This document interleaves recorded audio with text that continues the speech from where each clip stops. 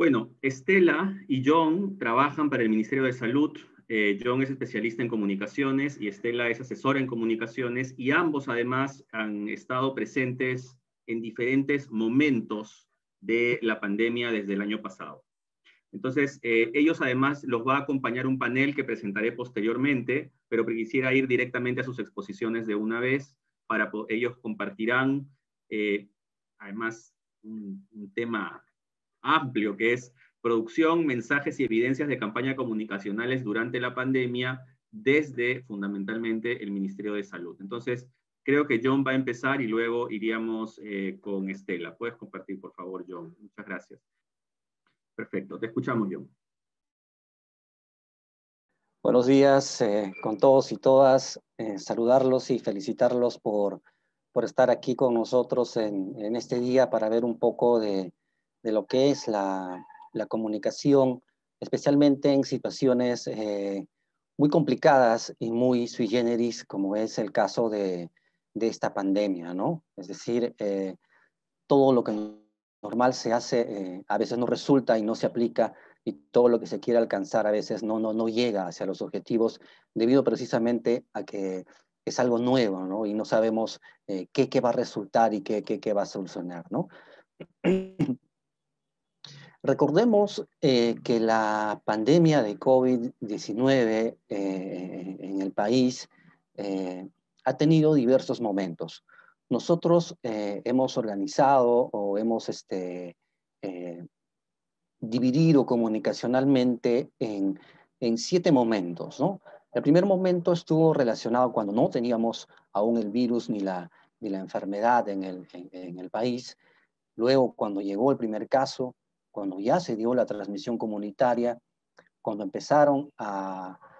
cuando empezamos a tener los fallecimientos y estos se fueron incrementando, cuando iniciamos la cuarentena, cuando salimos de la cuarentena y entramos a una reactivación, que fue, digamos, la fase más complicada comunicacionalmente, y ahora en la fase, el momento en el que estamos, que tiene que ver con la segunda ola. Cada uno de estos momentos ha tenido un espacio de comunicación o una estrategia de comunicación con mensajes totalmente distintos, ¿no?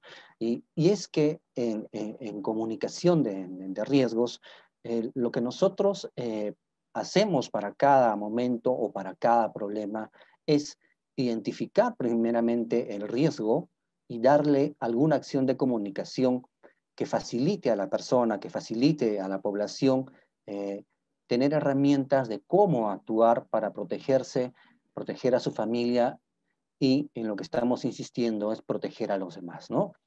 Entonces, analizamos el riesgo que tiene que ver ya con la parte científica y médica del virus. En este momento ya todos sabemos qué lo causa, cómo se transmite, pero en enero del 2020, a inicios de enero, no lo sabíamos, ¿no? Pero aún así, con la poca información que teníamos que trabajar, ¿no? Analizamos a quiénes va a afectar, y esto tiene que ver principalmente con analizar la percepción de los determinados públicos hacia ese problema, ¿no? He estado escuchando las preguntas y vemos que las campañas no han sido 100% efectivas, ¿no? Y eso tiene que ver mucho con la forma de percepción que tiene cada persona, ¿no? No todos tenemos miedo a todas las cosas, ¿no? Entonces, hay diferentes formas de percibir el riesgo, ¿no? Analizamos la percepción de la población, el entorno, el acceso a medios y, lo que es muy importante, el idioma. Tenemos un país muy cultural, con varios lenguajes, idiomas, y gracias a Dios hemos podido también transmitir esto, ¿no? Luego de esto, sabiendo quiénes son las personas con quienes vamos a trabajar, analizamos las medidas de prevención que tienen que adoptar según el escenario, según el público y según el riesgo, y obviamente de la mano con los demás sectores, de la mano con los medios de comunicación, de la mano con el sector privado, porque solos no podríamos mover este tema, ¿no? Entonces, si hablamos que las acciones de comunicación, especialmente desde el Ministerio de Salud, han tenido varios momentos, tenemos que comenzar por el primer momento, ¿no? Cuando en el Perú y en América del Sur no existían casos de COVID, en ese momento coronavirus, y la campaña de comunicación estuvo centrada hacia las personas que viajaban o las personas que retornaban al país, ¿no? Probablemente ustedes en alguno de los aeropuertos se han encontrado con este tipo de materiales, han visto las acciones de prensa y de radio. Esta campaña ha sido muy focalizada, trabajada con relaciones exteriores, con los ministerios que tienen que ver con los viajes internacionales, las agencias de turismo, los hoteles. Es decir, esta campaña buscaba que los viajeros adopten ciertas medidas cuando viajen y cuando retornen, ¿no? Porque también poco a poco se fue dando que tenían que hacer una cuarentena, ¿no? Entonces, la primera acción de comunicación desde el Ministerio de Salud se dio en enero del 2020, cuando aún no teníamos ni en América del Sur ni a un continente muy cercano casos de coronavirus, ¿no? Es decir, comenzábamos ya a prepararnos y a ver todo este tema, ¿no? Luego el virus llega a América del Sur y el virus llega muy cerca a nuestro país. Entonces la comunicación se fue ampliando, es decir, ya la población tenía que saber qué era el coronavirus. En ese momento se descubre la forma de transmisión, porque antes no se conocía, se descubre que es por vía aérea de persona a persona. Entonces ya nosotros comenzamos a ampliar, a masificar ya los mensajes de comunicación, principalmente en hacer conocer a la población de qué se trataba, ¿no? Es decir, la población tenía que interiorizar una nueva enfermedad, ¿no? Si en el país ya tenemos muchas y aún así no sabemos cuáles son las características de cada una de ellas, imagínense una nueva en la cual día a día la información iba cambiando, ¿no? Entonces ampliamos hacerlo masivo. No tuvimos una campaña de publicidad, pero sí una incidencia muy fuerte en redes sociales, en prensa, en radio y en televisión, para ya meter de lleno el tema de qué era esa enfermedad, ¿no? Luego, ya cuando comienza el primer caso y entramos ya a una fase de aislamiento, nosotros comenzamos conjuntamente con la presidencia del Consejo de Ministros a hacer una ampliación de lo que fue la campaña Protégete del coronavirus, ¿no? Incidiendo mucho en la línea 113 e incidiendo mucho en el concepto de yo me quedo en casa, ¿no? Esta fue una de las campañas más grandes que se ha tenido, donde ya interviene la publicidad y donde teníamos que hacerle entender a la gente y comprender cuáles eran las medidas que tenía que adoptar durante la cuarentena, ¿no? Es decir, una nueva forma de vida, una nueva forma de comportamientos, una nueva forma hasta de pensar y de protegerse. Es decir, fue un cambio de 180 grados en la forma de que vivían las personas, ¿no? Y ese es un tema muy complicado, muy difícil. Las personas no cambiamos inmediatamente. Sin embargo, en situaciones de riesgo, de emergencia, de desastres, los cambios se dan inmediatamente, ¿no? El problema es que estos cambios no se mantienen a lo largo del tiempo, ¿no? Pero al inicio de la cuarentena y al inicio de cómo se dio este problema, tuvimos muy buenos resultados. No llegamos al 100%, en realidad ninguna de las campañas llega al 100%, pero sí tuvimos una gran respuesta con el yo me quedo en casa, ¿no? Tuvimos que retornar hacia la reactivación. Ya poco a poco se fueron aperturando algunos comercios, se amplió la salida de la población así, con ciertas restricciones. Entonces vimos que el problema era que también teníamos que introducir mensajes de comunicación de cómo debía salir yo hacia el mercado, hacia la tienda, hacia el vehículo, si iba a trabajar, qué tenía que hacer, si regresaba del mercado, qué tenía que hacer. Es decir, la campaña Primero Mi Salud buscó específicamente esto en el autocuidado para poder cuidar a los demás, ¿no? Nuevamente se introdujeron conceptos nuevos, es decir, de dar una nueva información de la forma de vida que teníamos que tener en nuestro aislamiento.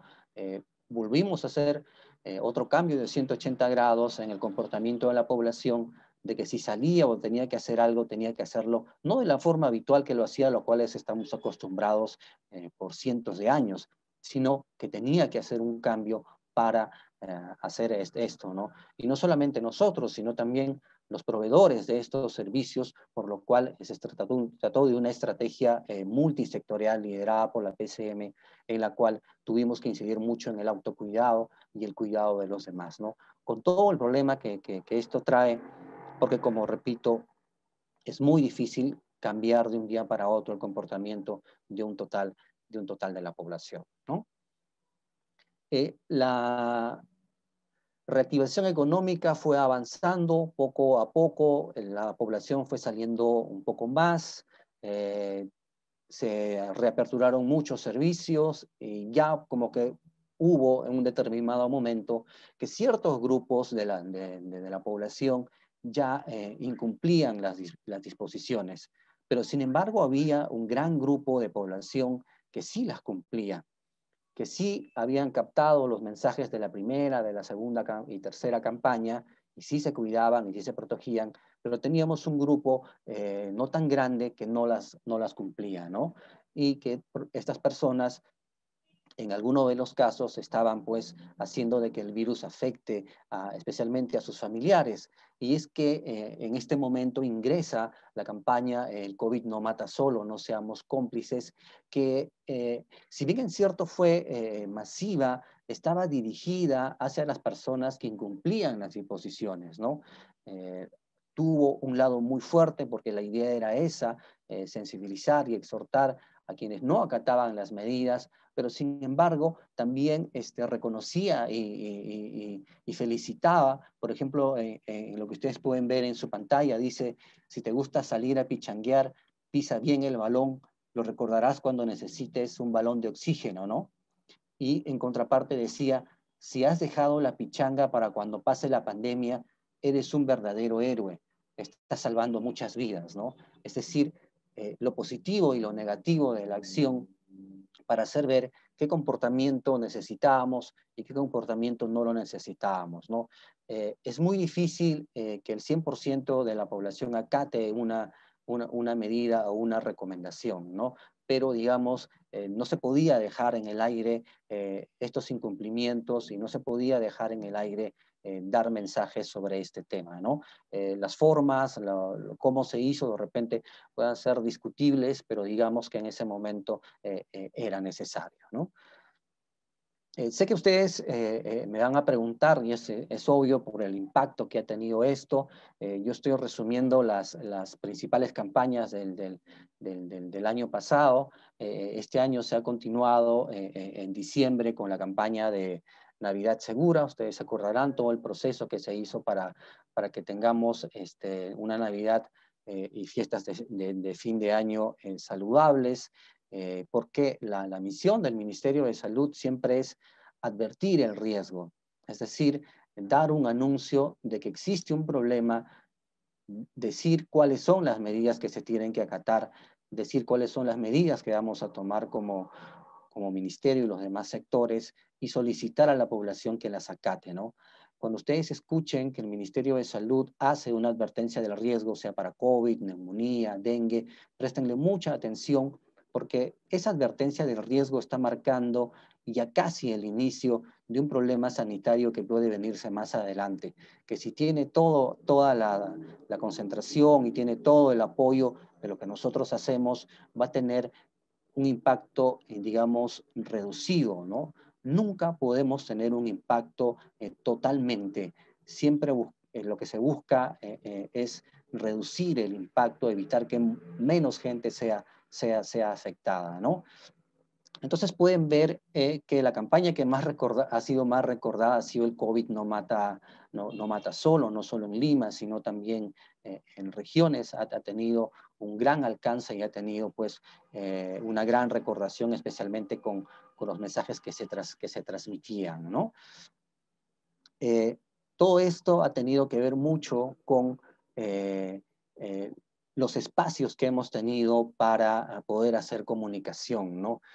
Poder hacer comunicación en tiempos de pandemia donde no puedes salir a la calle es muy complicado, ¿no? Es decir, los momentos que no podíamos salir a la calle, hemos tenido que hacer perifoneo en vehículos, no solamente en las zonas muy pobladas, sino también ustedes escucharán por sus viviendas que pasan los carros con el perifoneo. Cuando ya se hubo la apertura de los servicios y los mercados fueron los problemas, estuvimos en los mercados dando los mensajes, enseñando el lavado de manos, entregando información, teniendo reuniones con la comunidad a través de promoción de la salud y nuestras direcciones de redes integradas. Hoy seguimos con la campaña Protégete de la COVID-19, no bajes la guardia, y estamos utilizando la estrategia que utilizan en el marketing político, estamos utilizando los mismos espacios que ellos utilizan en las bermas, estamos colocando nosotros también nuestros mensajes, seguimos adaptando materiales hacia nuestros públicos de selva, de comunidades nativas y también de comunidades altoandinas, ¿no? Tenemos un gran apoyo de las organizaciones, tanto de comunidades nativas como del propio Ministerio de Cultura, que nos ayudan a transmitir los mensajes, no solamente en impresos es lo que les puedo mostrar en este momento, pero lo que también hemos trabajado mucho son audios, radionovelas, hemos trabajado bastante lo que son posts, videos, comunicación digital, que en realidad extendería mucho en la presentación, ¿no? Pero digamos que a cada problema específico que hemos visto cómo ha ido surgiendo esta pandemia, hemos brindado mensajes para que la población pueda adoptarlos, ¿no? Obviamente ustedes dirán, pero pudieron dar mensajes antes para hacer un tema de prevención. En muchos de estos casos no se sabía, al ser un virus nuevo, cómo iba a comportarse este virus y cómo iba a ir la medida de prevención, ¿no? Hemos pasado de dar mensajes en aeropuertos a dar mensajes en casa, a dar mensajes en mercados, a iniciar mensajes sin mascarilla, porque no era la recomendación, ahora es obligatoria. Se introdujo el distanciamiento, se introdujo las reuniones sociales, es decir, este tema de comunicación en brotes y epidemias no es estático, especialmente en estas situaciones, y muy al contrario, es totalmente cambiante. En un día puede cambiar un mensaje y todo lo que tienes grabado, lo que tienes impreso, ese mismo día puede dejar de funcionar, ¿no? John, te perdimos. Creo que se congeló tu imagen. Al parecer sí. Parece que hay un tema con Ok, el audio. tomas la posta, Estela, y empezamos con tu exposición. Ok, entonces... Perfecto. Ok, Estela, continuamos contigo. Ok, muchísimas gracias. Buenos días con todas y todos, ¿no? Voy a hablar haciendo un resumen, tratando de hacer un resumen de estos 355 días que nosotros estamos viviendo en esta pandemia, ¿no?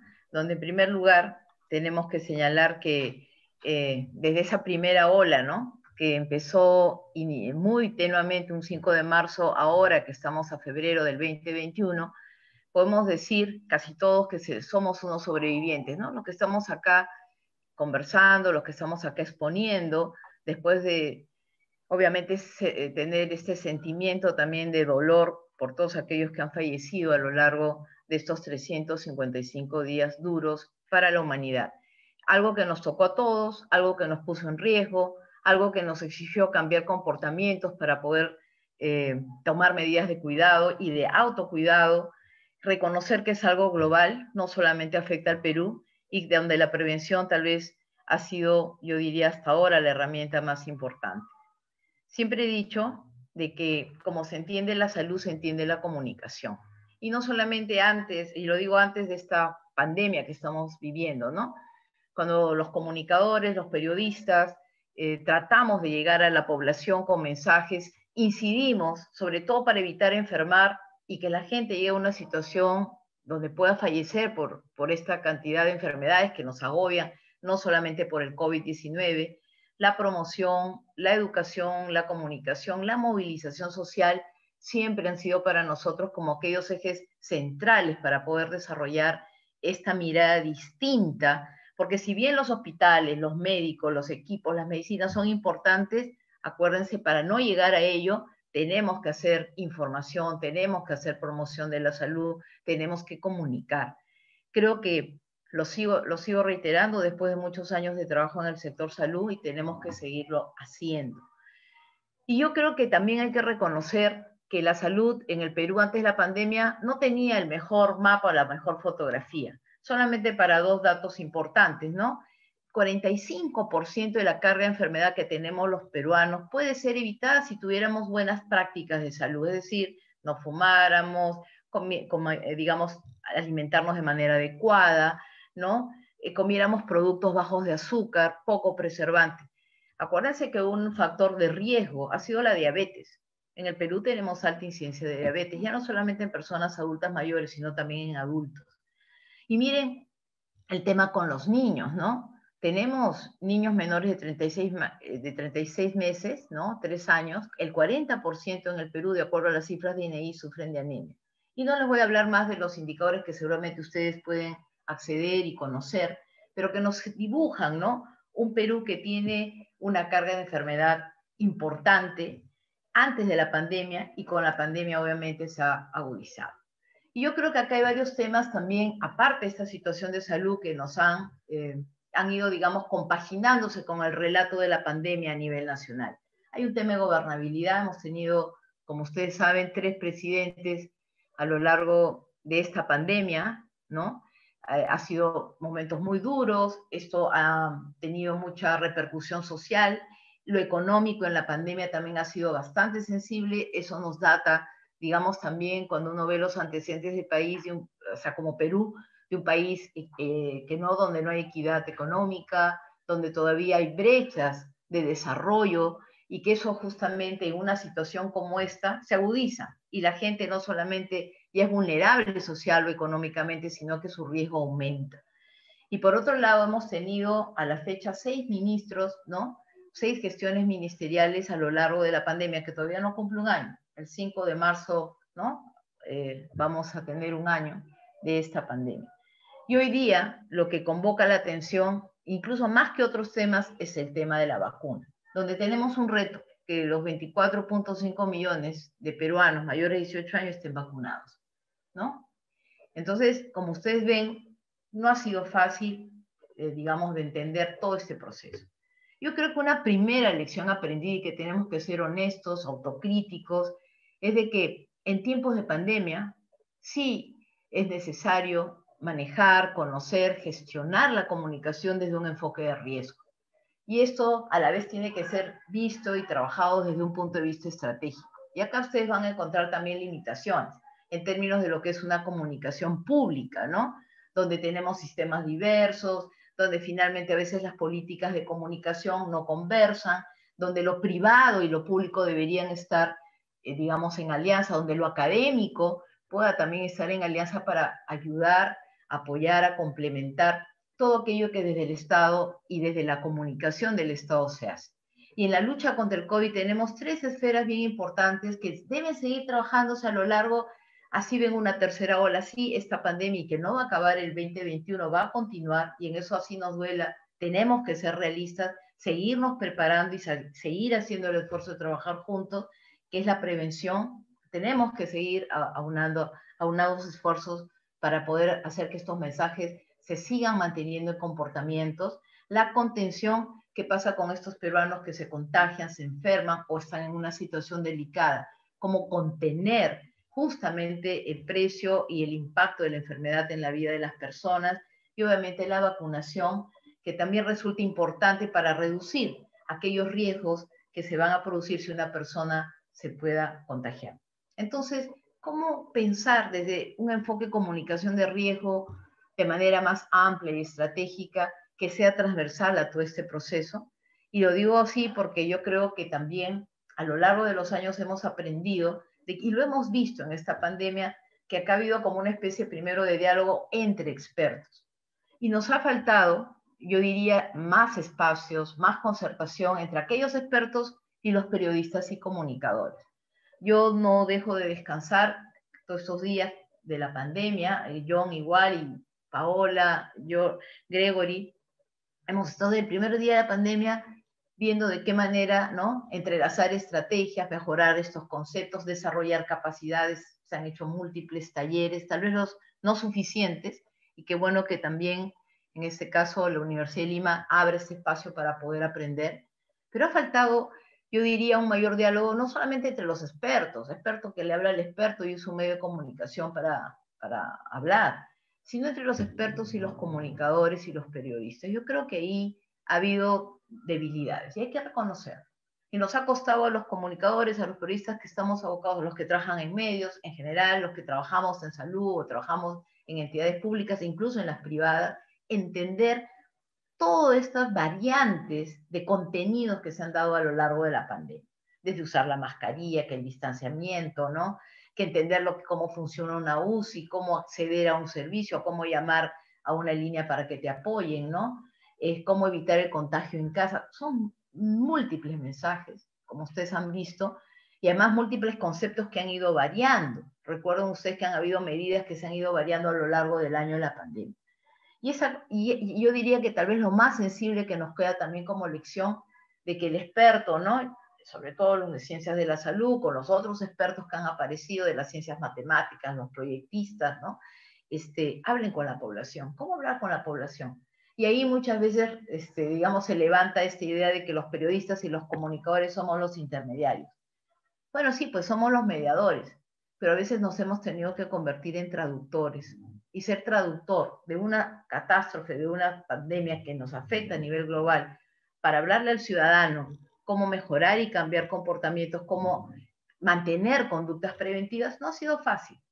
No ha sido fácil y yo creo que aún no lo es. Entonces, yo creo que también como otra gran lección aprendida, que tenemos que trabajar escenarios que se vinculan. Este escenario de la enfermedad se va a mantener la pandemia. Hay que aceptar que la pandemia, así nos vacunemos, se va a mantener. Entonces, ¿cómo vamos a seguir trabajando aspectos de riesgo, donde todos estamos fatigados? Es un año, ¿no? La gente no ha podido salir como quisiera, no ha podido visitar a todas sus familias, no ha podido hacer aquellas cosas que cotidianamente estamos en una nueva forma de vivir. Y por lo tanto, encima, en todo este, digamos, conglomerado de contenidos, se ha generado desconfianza, incertidumbre, ¿no? Y finalmente, cómo además responder desde los servicios de salud, que ya les decía, con una gran carga de enfermedad, con servicios débiles, con recursos humanos limitados, se ha tenido que enfrentar. Casi 355 días el personal de salud no descansa, ¿no? Entonces, como ustedes ven, es una situación difícil y a eso se agrega, digamos, entender beneficios, entender este producto que se denomina vacuna, donde hay varios productores, donde hay varios actores, donde ha habido muchos momentos y donde al final, cómo combinar esta situación, esta esperanza que hoy día tenemos todos, para que todos sean vacunados y al final seguir también entendiendo esta convivencia con una pandemia que está presente. Y viendo el tema de las vacunas, miren ustedes, es un largo camino, y esto lo he tomado de John, que John ha trabajado también este tema, ¿no? La vacuna tiene diferentes procesos, ¿no? Y antes de haber hecho todo el proceso de negociación, lo que hemos estado incluso escuchando en las últimas semanas, hay algo central que se llama ensayo clínico.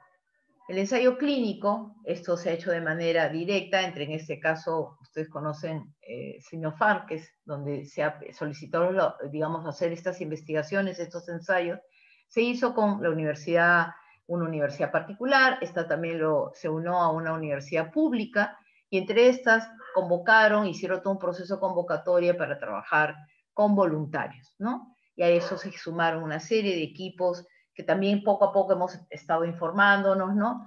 Y luego se han generado todos los problemas, sobre todo en estos últimos días que ustedes ya conocen. Pero miren, la vacuna no solamente es el ensayo, es todos aquellos elementos que ustedes ven aquí, ¿no? Todos estos elementos que requieren de una acción comunicacional permanente, sostenida, pedagógica. Entonces ahí, y en lo que yo voy entendiendo y comprendiendo también de manera crítica, ¿no?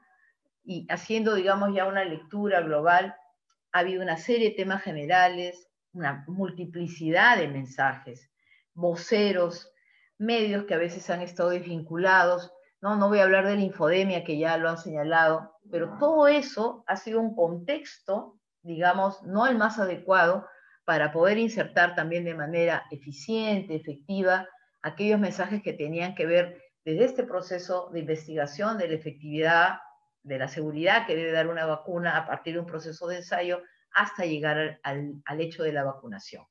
Y ahí sí hay que reconocer que aquellos que han estado a cargo de este proceso inicial, que debió haber sido potente, ¿no? Debió haberse trabajado desde una mirada integral de la comunicación, desde una mirada de la comunicación estratégica, para hablarle de manera mucho más eficiente y eficaz a los voluntarios, a estos jóvenes universitarios que han sido parte de ese apoyo y que finalmente hoy día, si hablamos del tema de los jóvenes, que ha sido un tema también sensible a lo largo de la pandemia, ¿no? En la medida que yo soy también profesora, he podido constatar la gran preocupación que el día de hoy tiene un joven peruano frente a lo que va a ser su futuro, ¿no?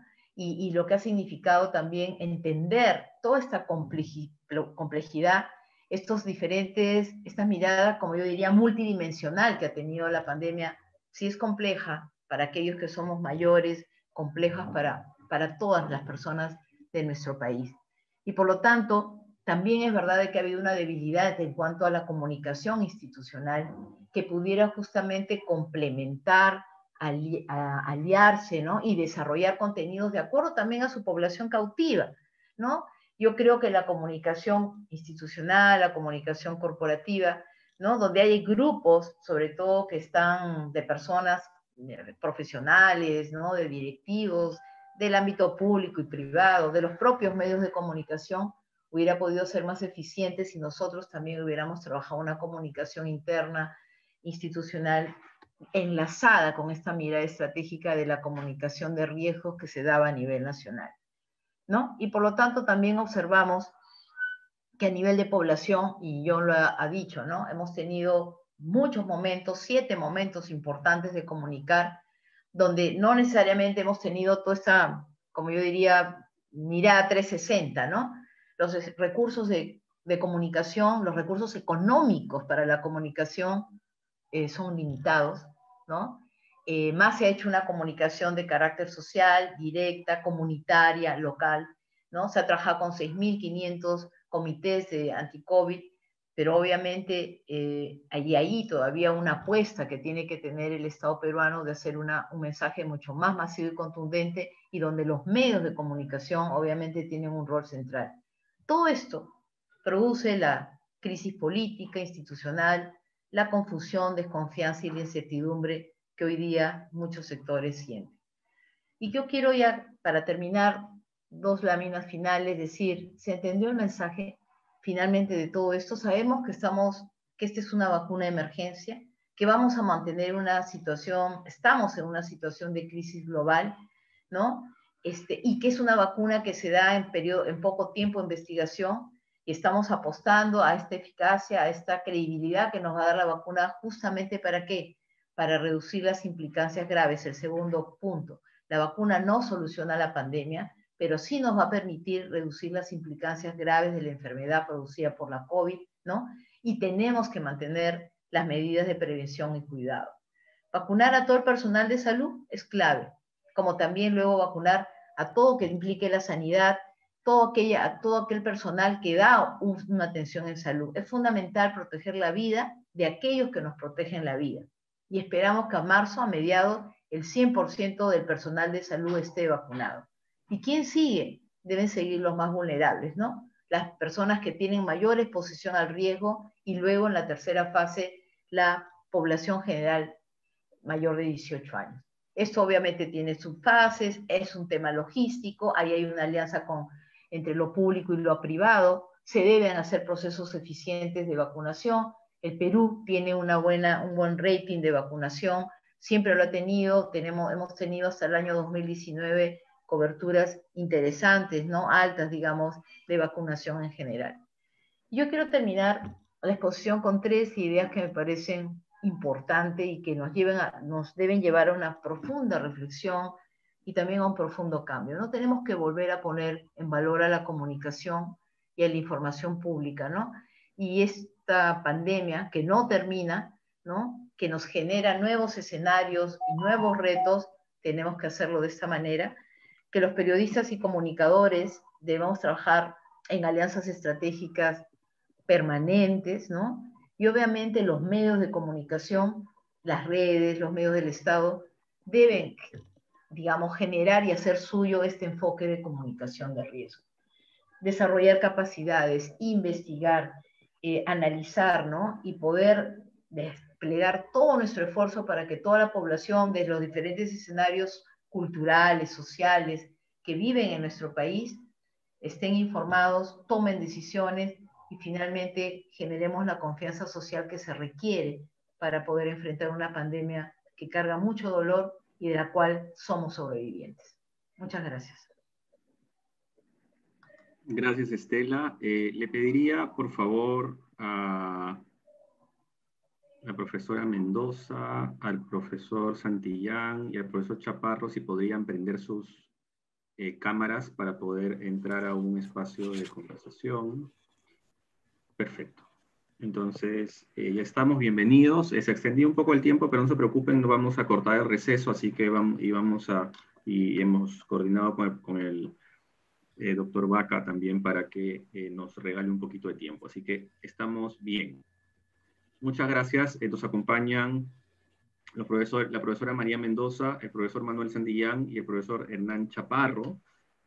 Son docentes de la Universidad de Lima y cada uno va a tener 10 minutos para hacer un comentario crítico, obviamente dentro del marco de los objetivos del curso, pero que eso sea una conversación crítica sobre el rol de la comunicación por parte del MINSA, del gobierno y además de la sociedad en general.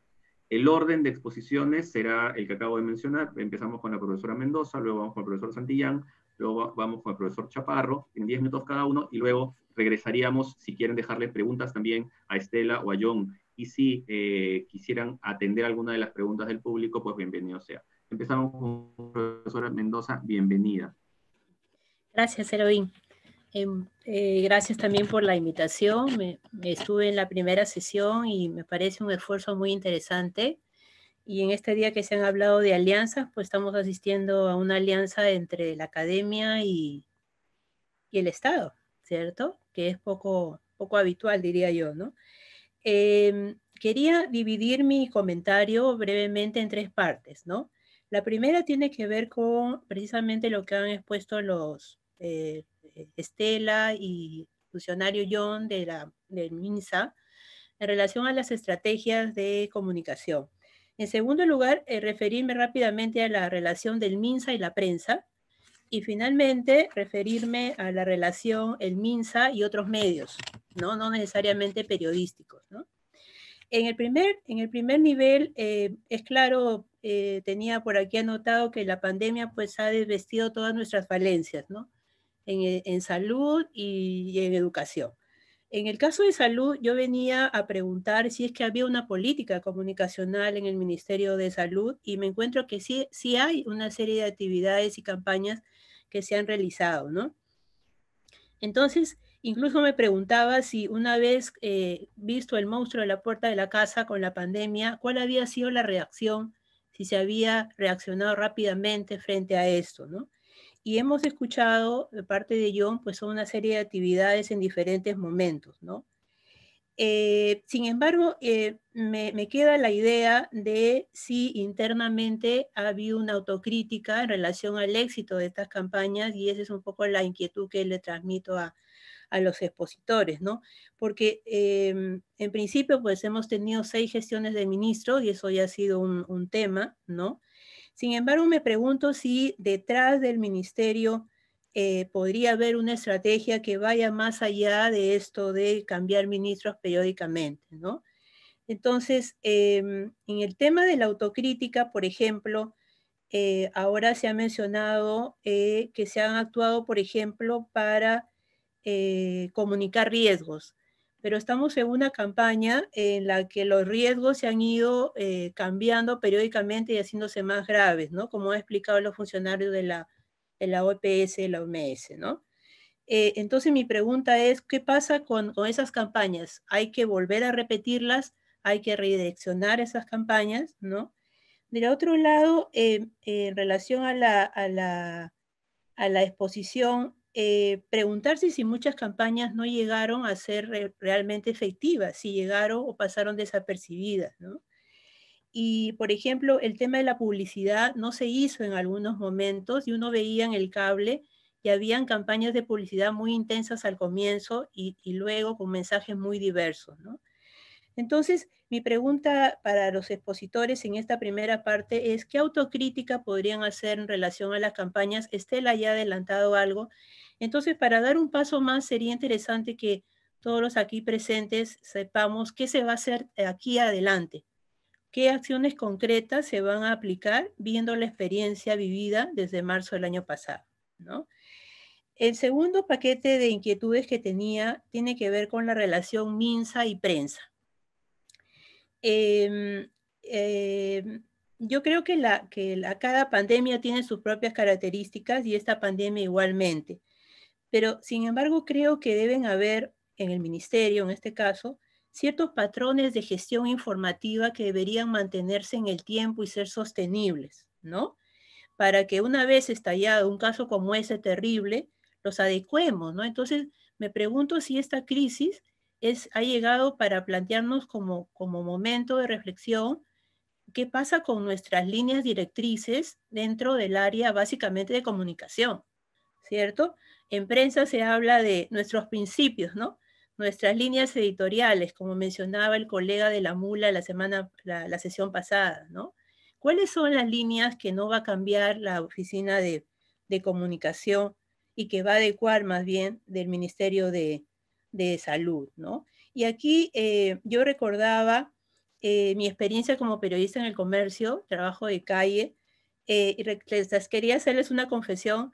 El Ministerio de Educación era, cuando yo cubría calle, hace mucho tiempo, el mejor ministerio en el área de comunicación.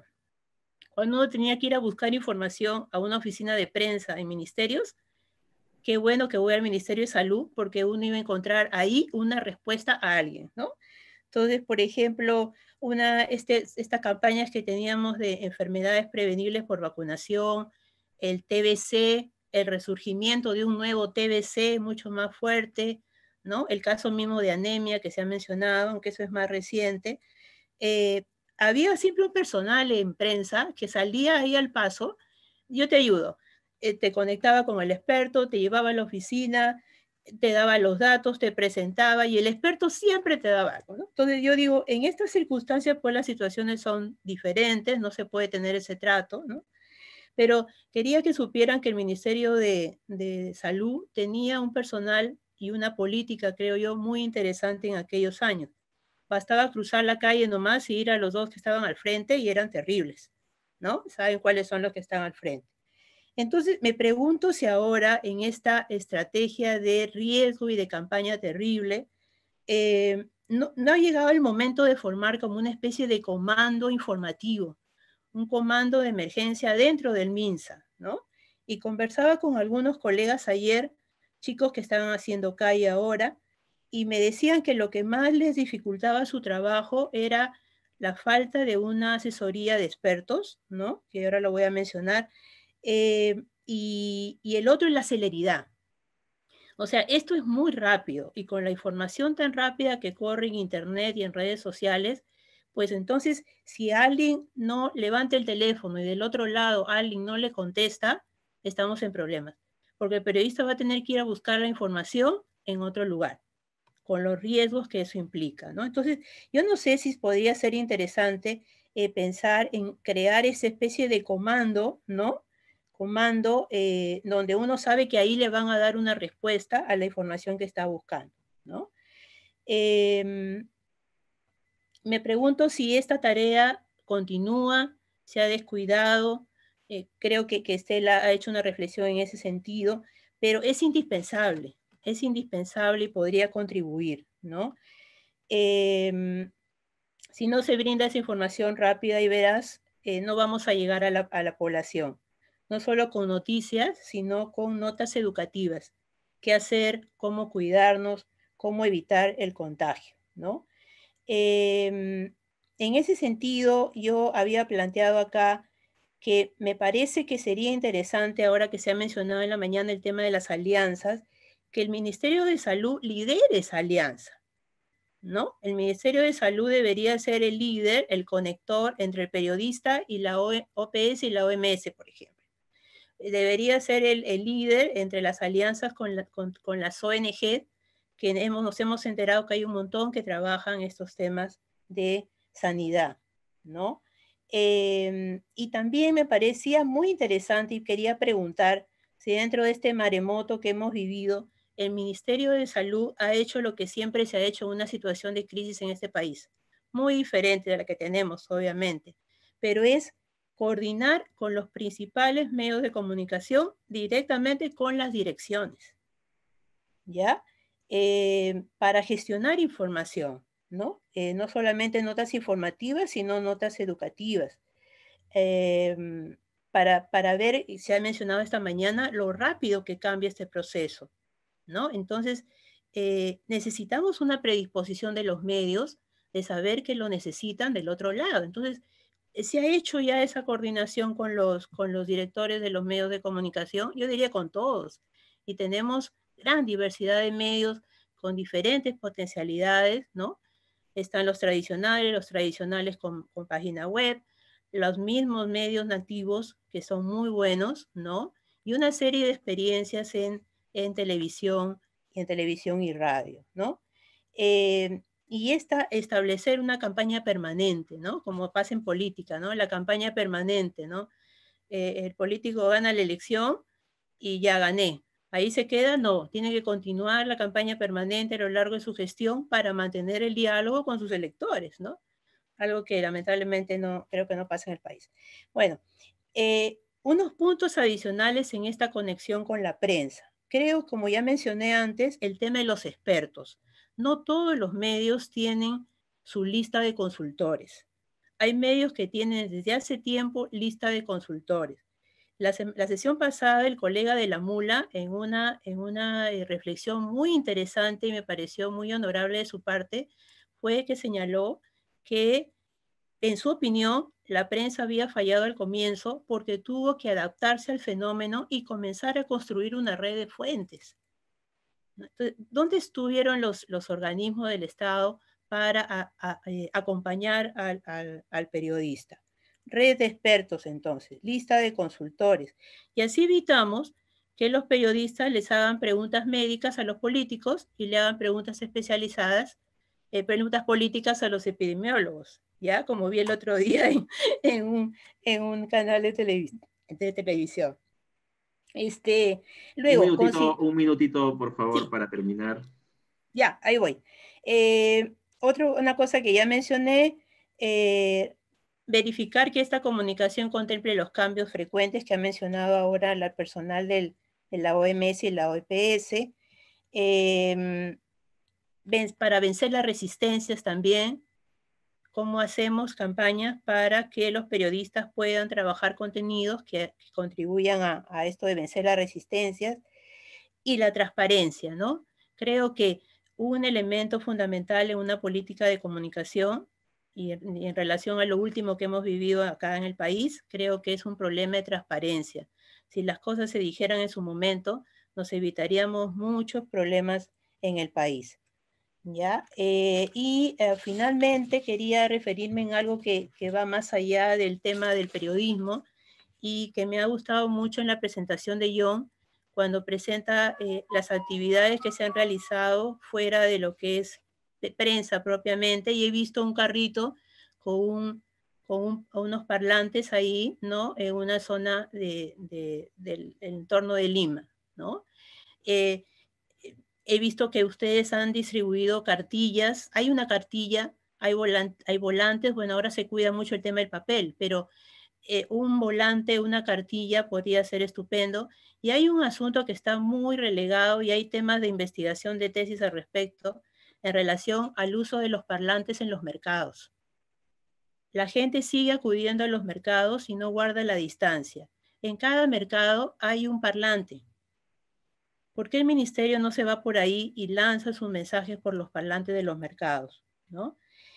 Algunos me dirán que para eso están las redes sociales, pero creo que las redes sociales pueden ser muy importantes para una cosa, pero en estos tiempos de de fake news y esfuerzos limitados de fact-checking necesitan otras herramientas para llegar.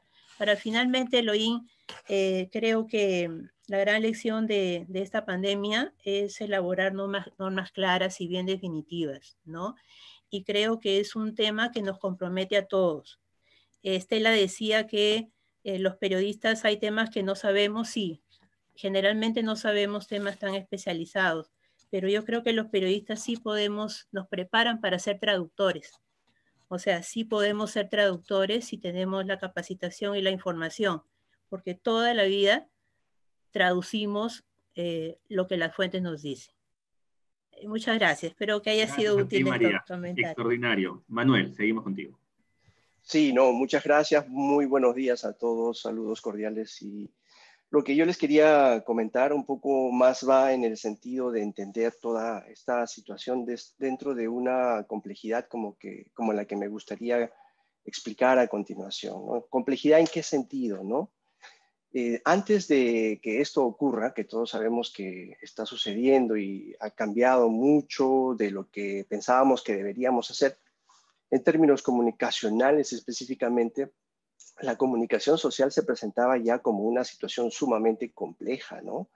A la que se le venían sumando fenómenos nuevos que desde la perspectiva de una institución que desea comunicar, tenía que aprender a lidiar, ¿no? Incluso antes de que tengamos esta situación grave que afecta a la salud de todos los ciudadanos, las noticias falsas ya eran un tema que afectaba la integridad de las empresas, ¿no? Que las desacreditaba, las hacía situarlas en una situación, en un lugar donde ellas no querían estar, ¿no? Muchas cosas que han venido sucediendo entonces han venido complejizando la comunicación social y de repente llega esta situación, ¿no? Una situación donde hay que comunicar el riesgo a la salud, una situación que ningún país ha tenido ni siquiera pensado de manera detallada cómo atender esta situación, esta necesidad de información, ¿no? A eso se le suman muchas cosas que los encargados de comunicaciones en los diferentes organismos públicos han venido implementando, en el sentido que mucho se tuvo que hacer también como prueba, ensayo y error, ¿no? Algunas cosas de repente funcionaron mejor, otras han requerido de repente estudiarse un poquito más respecto de si funcionaron o no, pero a lo que me gustaría que nosotros lleguemos es que hay muchas situaciones que han hecho que esto que ahora tenemos se complejice a tal nivel que existe una especie de desorden, ¿no? Sumémosle a eso también ahora no solamente la comunicación de riesgo, sino también la comunicación de crisis, ¿no? Porque tenemos una situación que ha ocurrido en estos últimos días que se ha sumado además a la situación de comunicar el riesgo en la salud, ¿no? Entonces, en esa breve descripción, de repente un tanto no tan ordenada de tratar de describir la complejidad de la comunicación social, es donde uno se pregunta, sí, pues, ¿no? ¿Cómo se lidia con esto, ¿no? ¿Dónde están los lineamientos o cómo se están organizando los organismos del Estado para comunicar de manera eficiente, ¿no? Felicito a las presentaciones que han antecedido, porque ahí nos hemos podido dar cuenta que sí hay un esfuerzo grande en buscar comunicar en medio de toda esta complejidad, ¿no? Entonces, hay algunos detalles ahí que me gustaría que de repente se puedan ahondar y quizás dar respuesta, ¿no? Por ejemplo, cuando hacían referencia a que para comunicar había que conocer bien a los públicos, ¿no? Y que, bueno, conocer bien a los públicos y sus necesidades significa también segmentar los mensajes de acuerdo a esos públicos que vamos conociendo, ¿no? En ese sentido, yo extrañé un poco mensajes un poco más específicos, ¿no? Respecto de diferentes necesidades que pueden tener las personas de información, ¿no? Quizás sí se puede ahondar en ese detalle para ver un poco cómo estuvo ahí planteada la estrategia de definir mensajes un poco más acorde a esos públicos diferenciados que se dijeron que se habían considerado, ¿no? Por otro lado, lo que hemos visto también, y eso me parece muy bien, que siempre la comunicación tenga que tener un mecanismo para medir su impacto y su eficiencia y eficacia, ¿no? Y ahí lo que yo he extrañado ha sido un poco el impacto en la actitud de las personas, ¿no? Hemos podido ver impacto en alcance, ¿no? Hay diferentes indicadores que se han mostrado, ¿no? Pero ¿qué cambió realmente en la actitud de las personas, ¿no? Mucho de lo que tenemos ahora se debe justamente a que no ha habido algún cambio en la actitud de las personas, ¿no? En ese sentido, no sé si sería recomendable también darle seguimiento no solamente a los indicadores de impacto, sino a los indicadores actitudinales, ¿no? Para, de acuerdo a esa circunstancia, replantear las acciones de comunicación, ¿no? Otro detalle también que me gustaría conocer un poquito a profundidad, como seguro le interesan también a los colegas periodistas que están aquí conectados, es cómo se coordinan esas acciones al interior de una organización tan grande como es el Estado, ¿no? Con diferentes ministerios, diferentes unidades de comunicación, la presidencia, el Consejo de Ministros, ¿no? Y todos quieren comunicar y todos tienen diferentes temas que tocar y abordar, ¿no? Al interior, ¿cómo se definen ahí los lineamientos estratégicos, ¿no? ¿Cómo se coordinan, ¿no?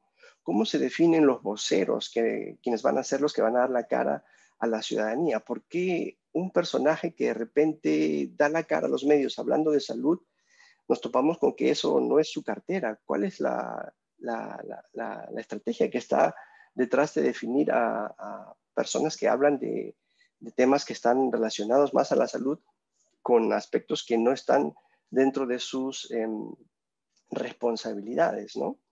Y finalmente también hay un detalle que me gustaría tomar en cuenta y que se pueda buscar responder, ¿no? Ese trabajo en redes, eso creo que también está bien que definamos un poco qué es lo que vamos a decir, cuáles son los temas, ¿no? Cuándo lo vamos a decir, cómo lo vamos a decir, pero ahí creo que debería también de repente explicarse un poco qué está detrás de todo eso, porque comunicar en redes es una cosa que tiene una multidireccionalidad, es decir, hay que estar atentos también a la respuesta, a las inquietudes y ahí veo que no hay una consideración de las dinámicas propias de esos espacios, ¿no? Entonces, yo creo que de momento esas son mis inquietudes que un poco me gustaría que los expositores procuren resolver. Gracias, Manuel. Seguimos con Hernán. Bueno, gracias. El problema siempre de comentar al final es que ya los lúcidos comentarios de María y Manuel creo que han abarcado muchas de las cosas que pensaba comentar, así que por ahí voy a subrayar algunas y por ahí aporto otras. A ver, yo tengo como 4 grandes temas, ¿no? Uno es el contexto en el cual, digamos, Minsa ha abordado este tema, el contexto donde quiero hacer algunos comentarios sobre las actitudes ciudadanas respecto a la salud, respecto a las normas, la situación del Estado, que ya se ha comentado, ha sido una de esas tantas lecciones que se nos repiten en la cara y uno siempre se pregunta cuándo aprenderemos. Y finalmente una tercera cuestión que tiene que ver con Minsa y con los asistentes periodistas es, oye, ¿qué comunicar? ¿No? Entonces, respecto al contexto, eso que mencionaba Estela es bien importante, ¿no? Porque, o sea, vivimos en un país como Perú con inmensas desigualdades, con una inmensa precariedad laboral, con el 70% de la gente viviendo del autoempleo y en situaciones de informalidad. y que al comienzo de la pandemia no se entendía. O sea, era como que eso no es, digamos, decidimos que éramos Suiza y que todo iba a caminar muy bien, ¿no? Rápidamente aprendimos que no. Pero lo que voy es que cuál es un poco retomando lo que decía Manuel, cuál es el correlato psicosocial, digamos, de esa vivencia socioeconómica, que es la informalidad. Carlos Eduardo Aramburú en un momento decía, oye, ¿qué respeto a la norma podemos pedir en un país donde lo que se consiguió, lo conseguiste invadiendo el terreno, poniendo tu empresa autogestionaria, sin licencia, sin RUC, sin nada? Mejor dicho, la experiencia de vida lo que te enseñó es que es contra la norma, que tienes que ir y no a cumplir la norma, porque si cumples la norma, va frito, ¿no? Entonces, ese es el gran, digamos, telón de fondo, donde la norma en el país es como los ositos que están ahí en la sala o el comedor de la casa, ¿no? Lo tienes en vitrina para exhibir, pero no lo usas, ¿no?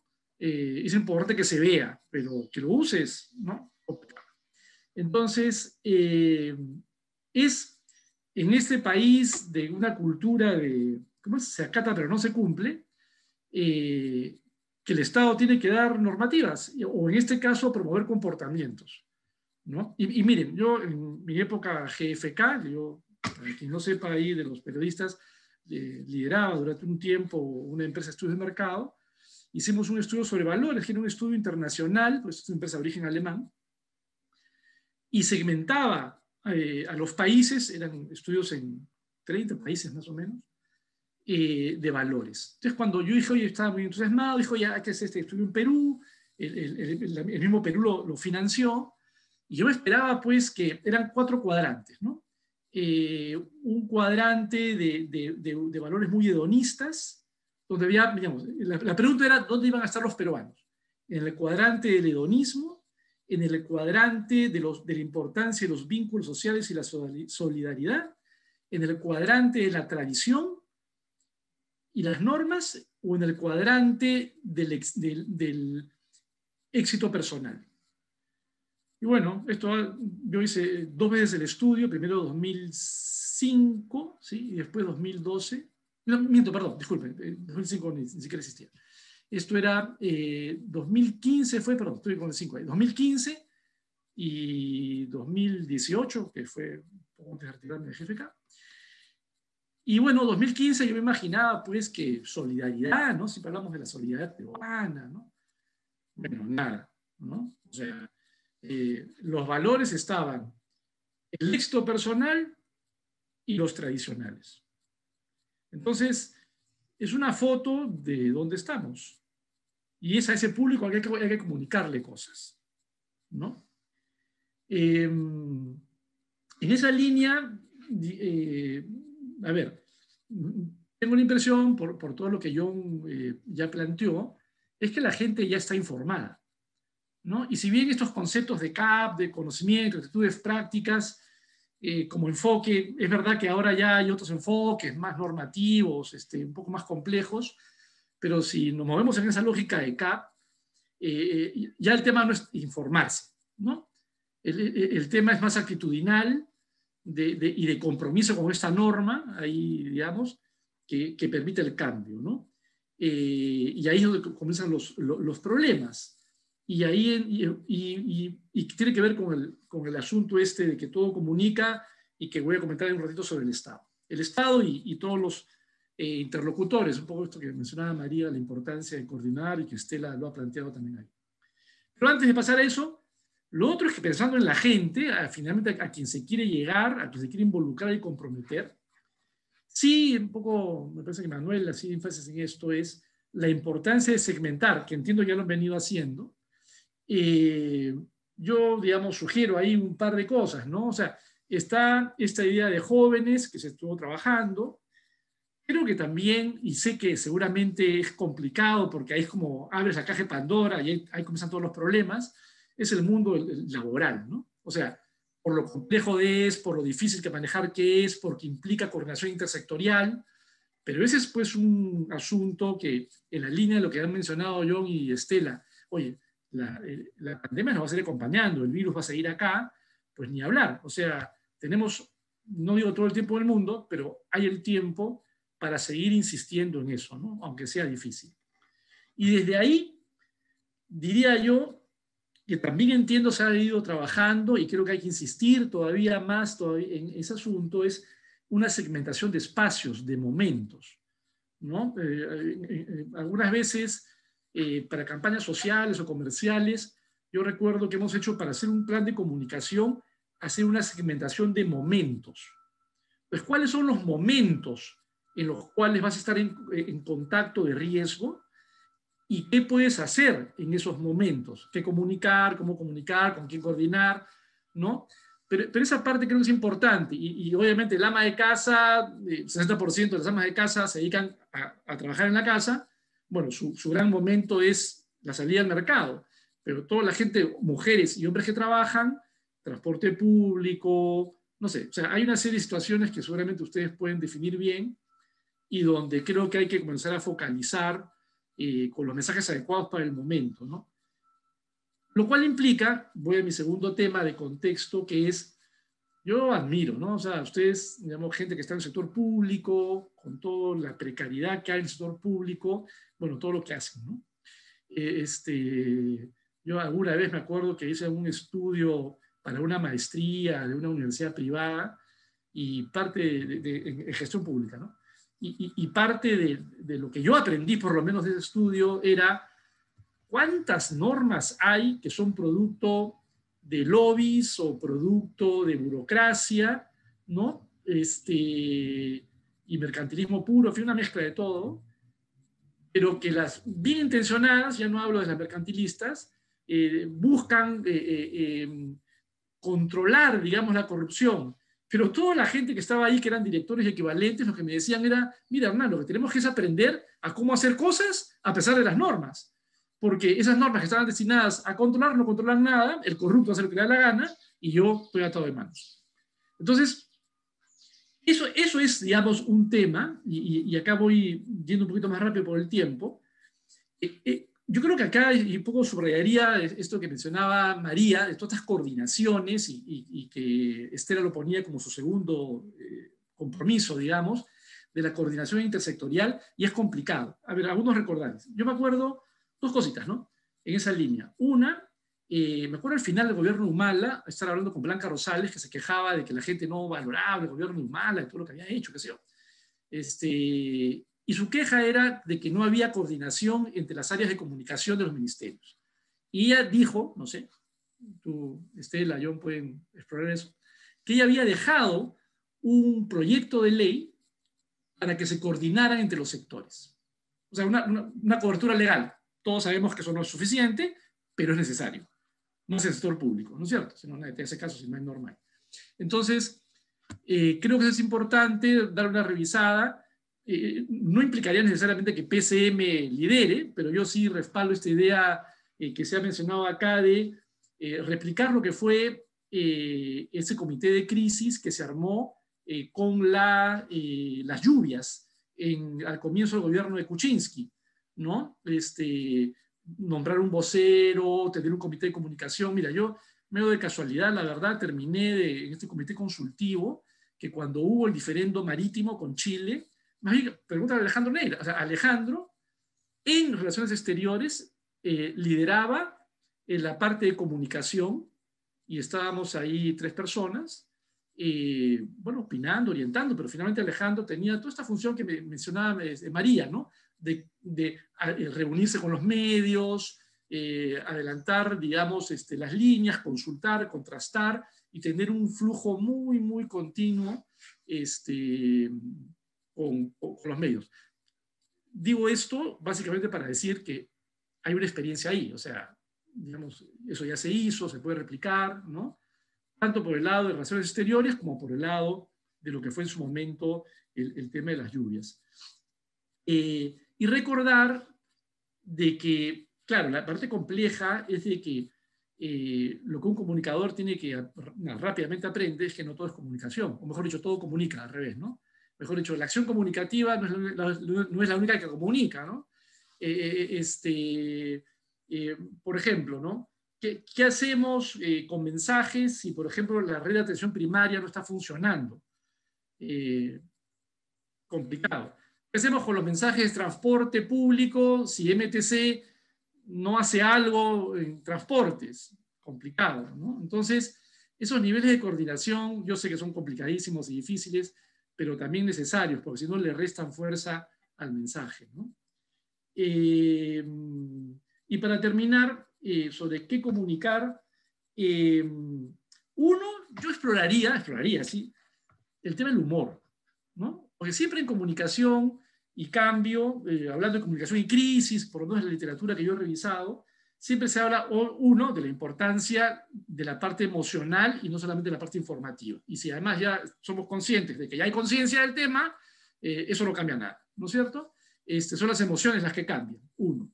Y que siempre se habla de la identificación y hay una serie de técnicas narrativas respecto a esto. Pero yo creo que, digamos, apelando a nuestra cultura, que somos una cultura donde el humor está presente, yo creo que eso es algo a explorar, ¿no? Como estilo de comunicación. A nivel de contenidos, Minsa... Un minuto, Hernán, disculpa que te sí. corte, un minuto. Ok, gracias. Minsa acaba de publicar estas fechas, ¿no? O sea, mejor dicho, cuándo llega la vacuna, fechas, un cuadro en Excel. Entonces, por ejemplo, ¿no? Yo creo que eso es el insumo para algo simpático, ¿no? O sea, porque la verdad que la gente sí creo que necesita, bien comunicado, oye, más o menos así va a ser la vacunación, pero dicho pues no, en fin, de manera efectiva, comunicacional, y subrayando 30 veces, ya sabemos que eso se va a generar confusión, pero subrayando 30 veces de que son fechas que se van a mover, pero eso incorporarlo en la comunicación misma. Y no quiero terminar sin decirle algo acá a los asistentes respecto al rol de los periodistas. O sea, quienes están acá, quienes escuchan, que son periodistas, también son parte del tema. Entonces, yo creo que el periodista lo que tiene que hacer es romper con el automatismo, ¿no? Muchas veces hay experiencia propia y digamos, investigación. Un periodista muchas veces termina repitiendo lo que dice otro medio. Entonces yo creo que hay que cortar ese automatismo con algo de autorreflexión, con el apoyo, esto que se mencionaba de Minsa, que pueda servir como contraste, y reflexionar, por ejemplo, sobre, oye, durante muchos momentos de la pandemia, el foco de la cámara, el foco del reportaje va ahí donde la gente no cumple. Pero resulta que las encuestas, y todas, no una, indican que el 70%, que el 80% de la población sí cumple. ¿Y por qué no entrevistamos entonces al que cumple? ¿Por qué no el reporte busca ensalzar y hacer una historia del que sí cumple? ¿No? Porque también eso existe. Y la verdad que si ustedes quieren contribuir, periodistas, al cambio, o sea, un tema complicado es que si yo percibo, ¿no? Y eso puede ser un efecto mediático, que nadie cumple, entonces yo estoy menos motivado a cumplir. Pero si esta realidad de 70% que sí cumple se transmite y se cuenta historias bonitas y narrativamente bien hechas, pues la gente comenzará a decir, oye, yo sí me quiero sumar a esto, ¿no?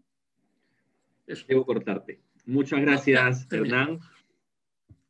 Yo voy a aprovechar para hacer dos comentarios que creo que se han hecho y les han dejado muchísimas preguntas, por favor selecciónenlas porque tenemos solamente 10 minutos para 5 minutos cada uno para que responda.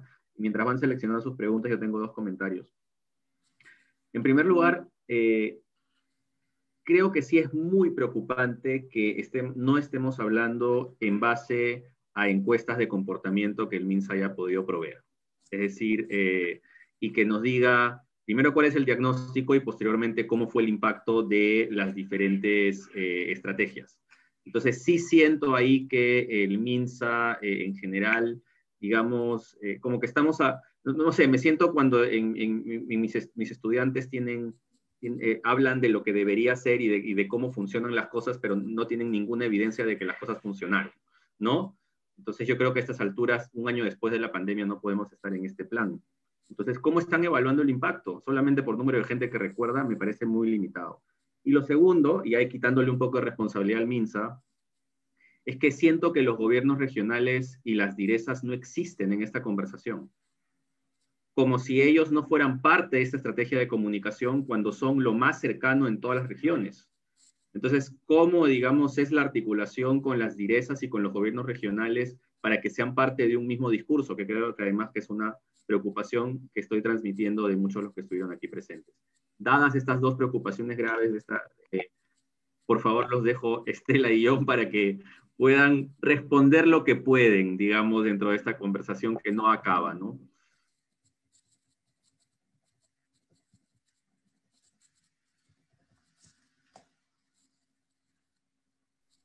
No se peleen por empezar, por favor. Empezaré yo para que Estela cierre con broche de oro para, para todo este tema. No, es muy interesante todas las versiones y las posiciones que hay sobre el tema. Muchas de estas preguntas también nos las hemos hecho nosotros, ¿no? En el desarrollo de todo este tema de la pandemia, ¿no? Que como les comentaba, ha sido muy sui generis, trabajar desde casa, enfermarse, ver también que no habían proveedores que te podrían hacer el trabajo comunitario, es decir, no es lo que normalmente se hace en una campaña de comunicación con todos los recursos, ¿no? No tienes los servicios, así los quisieras contratar en determinados momentos porque no pueden trabajar, ¿no? Es decir, ha sido una mezcla de todo donde se ha podido hacer lo mejor que hemos hecho, ¿no? Y autocríticas hay muchas, ¿no? No hemos tenido una campaña de comunicación muy fuerte, muy masiva desde el inicio, ¿no? En realidad hemos empezado cuando ya el problema estaba encima con el tema de la publicidad, porque esto tiene un marco, tiene una ley, tiene todo un proceso, ¿no? Donde también influyen los factores, políticos, ¿no? Estoy totalmente de acuerdo con la complejidad de hacer comunicación social en tiempos de pandemia, ¿no? La mayoría de sondeos o de encuestas han sido vías telefónicas, ¿no? Porque no se podía hacer de forma presencial. Es más, ahora todas las encuestas creo que se están haciendo son telefónicas, ¿no? Es totalmente cierto, ¿no? La población conoce la información, pero falta el paso que tienen que dar para cambiar el comportamiento. Cosa que no solamente ocurre con la COVID, ¿no? Cosa que ocurre con el uso del condón, cosa que ocurre con la vacunación normal, con la ingesta de alimentos para la anemia. Es decir, es un problema que se viene cargando que se está haciendo muy habitual, ¿no? Sin embargo, debo puntualizar que el cambio de comportamiento en los inicios de la pandemia fue inmediato. Es decir, dijimos tal cosa y al día siguiente la población lo acató. ¿Por qué? Porque en ese momento era el problema, el miedo era tremendo y la gente lo acataba, ¿no? Pero ya ustedes entenderán que a un año, a meses de seguir acatando eso, la fatiga pandémica, como la OMS lo ha reconocido, ha sido una gran limitante, ¿no? Es decir, ya la población está cansada, ¿no? Es decir, por momentos ha generado la respuesta, pero ya el tiempo ha hecho que esto pase, ¿no? Estamos segmentando, en realidad ahora, como nos comentaba, la segmentación en realidad la estamos haciendo mucho más fina y estamos atacando yo les quisiera mostrar algo para que los periodistas también lo conozcan. Es que estamos segmentando, yo diría, muy finamente nuestras charlas, nuestras intervenciones en comunidad, desde temas tan simples como tiene que ver, por ejemplo, los cuidados para la persona con discapacidad, lo hacemos con el CONADIS, lo hacemos con webinars, lo hacemos con Zoom, lo hacemos también en algunas partes presenciales. Es decir, cada tema, por ejemplo, acá la salud bucal, lo hacemos también con el Colegio de Odontólogos, lo masificamos a través de YouTube y de redes sociales y también en los establecimientos que se están viendo, cómo cuidar los ojos de nuestros hijos. Es decir, nosotros hemos abierto nuestro árbol de problemas y de situaciones que se pueden dar dentro y fuera de casa, y a cada uno de esos temas los estamos segmentando y los estamos yendo de poco a poco a llegar a ellos. Una de las estrategias ha sido las charlas virtuales, ¿no? Que son grabadas y que son también retransmitidas en la comunidad y que son enviadas también como flyer.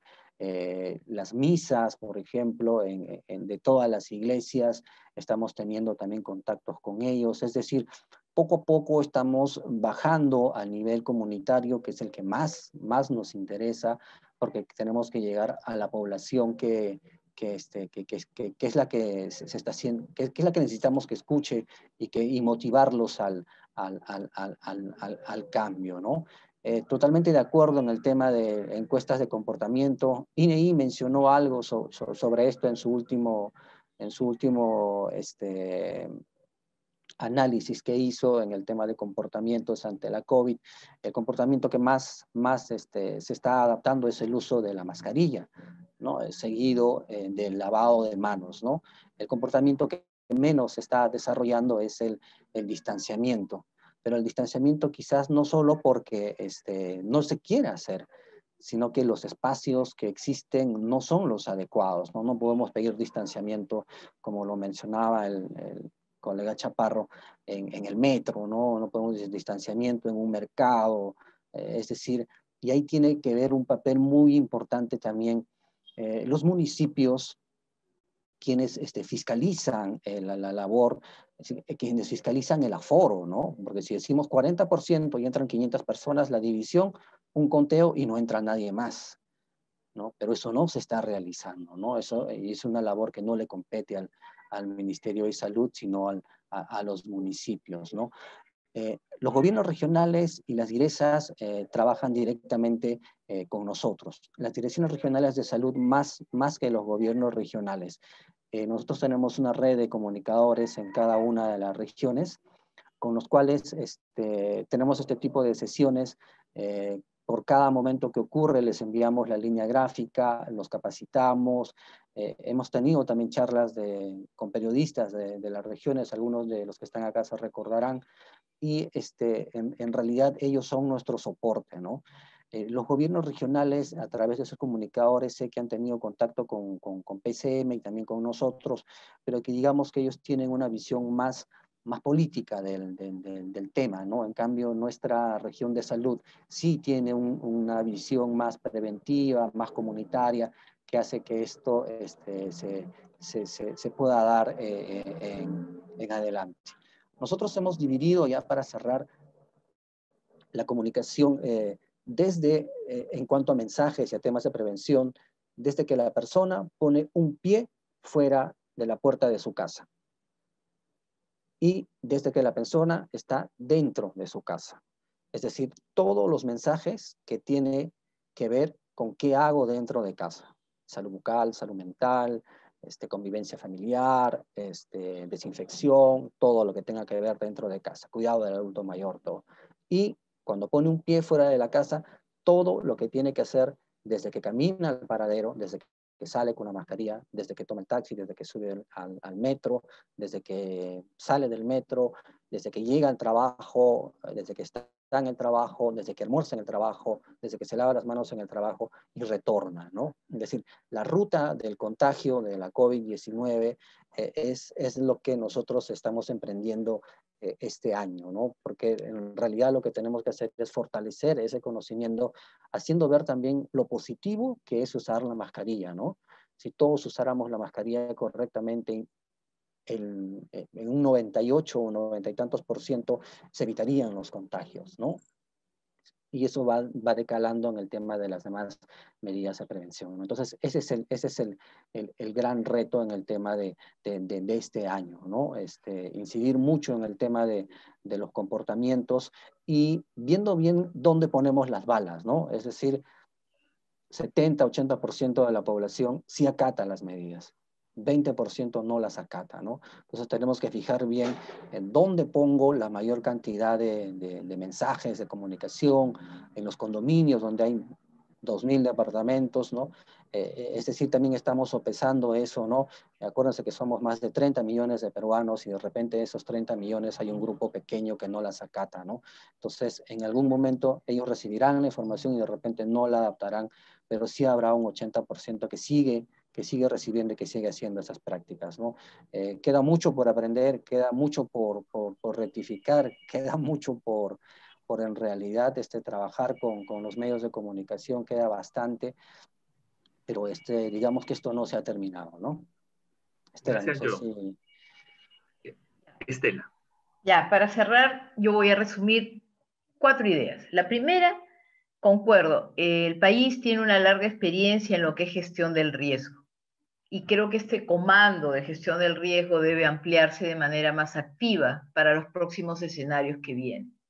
No solo es el MINSA, el Ministerio de Salud, heroicamente, y se los digo, además siendo parte, a mí también en algún momento tuve que sufrir las consecuencias de la enfermedad, hemos tenido que, sin parar, 355 días, afrontar una gran responsabilidad nacional. Le toca hoy día a todos, a los gobiernos regionales, al municipio que está cerca del vecino, asumir su rol. Si no hacemos que la gestión del riesgo sea un tema de todos, de las autoridades, que son las principales responsables, y de los ciudadanos, va a ser difícil salir de esto de una manera, como yo digo, satisfactoria. En segundo lugar, cada uno tiene que saber lo que le toca. El cuidar el mercado le toca al municipio. El poner el mensaje y el cartel en la puerta del mercado le toca al municipio. Y educar nos toca a todos. Hay que encontrar los mecanismos con los cuales las instituciones, ya sean públicas y privadas, activan esa parte pedagógica que debe tener también la comunicación. Y concuerdo con ustedes, y es lo que hoy día venimos trabajando también con la PCM, con la Secretaría de Comunicación, es de que se requiere fortalecer la política de comunicación que, como bien dicen los panelistas, no ha sido evidente, ¿no? Existe tal vez en el papel, está escrita, ¿no? Se han hecho lineamientos, con John hemos estado trabajando cada mes lineamientos de comunicación para la pandemia. A veces decíamos ya mejor no los escribimos porque cada día cambia esta pandemia, pero es necesario tener esa plataforma donde lo público se fortalezca. Hay 4.000 comunicadores en el Estado. Ya pues, ¿no? Pongámonos las pilas todos. Y segundo, tenemos que trabajar con lo privado, pero fundamentalmente con aquellos comunicadores sociales, el comunitario, el dirigente, el representante barrial, que también comunica. Entonces hay que encontrar la manera de triangular esta parte pública con lo privado y lo social, porque al final es lo único, les digo con toda autoridad, porque finalmente siento de que sí la tengo para haber vivido conjuntamente con muchos profesionales de la salud esta situación, de que lo que se nos viene todavía es difícil y la única manera de hacerlo es que nosotros podamos conformar ese comando de gestión del riesgo más allá del ministerio. El ministerio solo cumple su rol, lo asume, ¿no? Pero no es suficiente. Y eso lo hemos comprobado y creo que hay un tema estratégico, hay un problema táctico, hay un tema operativo que tenemos que resolver. Tenemos hoy día faltas de oxígeno, nos faltan camas UCI, ¿no? Tenemos que hacer eficiente la vacuna para que llegue a todos, ¿no? Pero por otro lado tenemos que seguir cuidando. Entonces yo invito y agradezco este espacio de la Universidad de Lima por permitir encontrarnos. Así podamos, digamos, seguir dialogando y yo creo que esto da para muchos talleres más y escribir muchas cosas más. Yo creo que si tuviéramos, decíamos con John, que escribir, son más o menos 20 libros, ¿no? Que hay pendientes de poder aclarar y llegar con mensajes que finalmente la gente asuma y haga suyo esta historia, ¿no? La historia de una pandemia que nos está golpeando cruelmente. Gracias. Gracias, Estela. Gracias además por dar la cara a ustedes dos, porque sabían que iban a ser criticados y por la autocrítica además que han tenido. Creo que eso ya es valioso y abrir este espacio de diálogo. Un minuto para María, para Manuel y para Hernán, por favor, para cerrar el panel y pasar a la exposición del señor Vaca. Yo quiero saludar la autocrítica de Estela y de John, ¿no? Creo que están liderando un proceso complicado y creo que pueden, con su liderazgo, llevarlo a otro lado. O sea, ustedes pueden ser los líderes de lo que estamos buscando todos, ¿no? En el campo de los medios, convertir a los medios en un aliado. Yo creo que podrían ustedes establecer esa relación con los medios como aliados, ¿no? Y a los colegas periodistas aquí no podemos eludir nuestra responsabilidad como periodistas, ¿no? Yo les haría 2 recomendaciones. Caminar hacia la especialización del periodismo. Aquí hay muchos que cubren temas de salud. Tal vez ese puede ser su campo de acción laboral, la especialización, y la pandemia está ofreciendo esa oportunidad. Y el otro, lo que se ha mencionado, trabajar un periodismo de soluciones. O sea, la gente, como dice un colega por acá, está cansada de los medios también. O sea, está cansada de recibir numeritos, pero no soluciones. Entonces hay una rama muy bonita del periodismo que se llama periodismo de soluciones, que se está haciendo en otros países y que creo que tenemos harto material local para echarlo a andar. Muchas gracias Estela, John. Felicitaciones y adelante con la chamba. Gracias, María. Gracias. Manuel.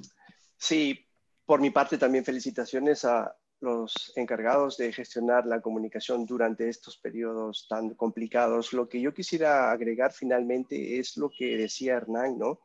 Sobre si las campañas necesariamente tienen que apostar al miedo, si se podría evaluar de repente jugar con otras formas, con otras narrativas que apelen de repente al humor, como se está haciendo en otros países, o incluso evaluar si es que ese sentido de comunidad, de pertenecer a un grupo social, puede servir también como componente narrativo para buscar que la gente entienda que esta es una lucha que tenemos todos en común. Finalmente, también apelar al rol de los periodistas, sino el llamado no necesariamente hacia el ministerio para que busque a los periodistas como aliados, sino los periodistas deben entenderse como aliados en una lucha que también tenemos todos juntos que combatir, ¿no? Gracias. Gracias, Manuel. Hernán. Agradecer que estén John y Estela ahí, porque la verdad uno dice, estamos en las mejores manos posibles, y que, bueno, estos retos se vayan afinando y para mí, el gran reto de la coordinación intersectorial, también con los, digamos, niveles regionales y municipales, con sector privado y acá entendiendo básicamente medios y la comunidad de periodistas. Creo que esa parte, digamos, donde es el gran reto, ¿no? Creo que es el gran reto, porque si se logra generar espacios de coordinación y eventualmente este comité que menciona Estela se logra constituir, creo que va a ser un gran avance y un espacio para seguir construyendo. Gracias, Manuel. Muchas gracias a todos.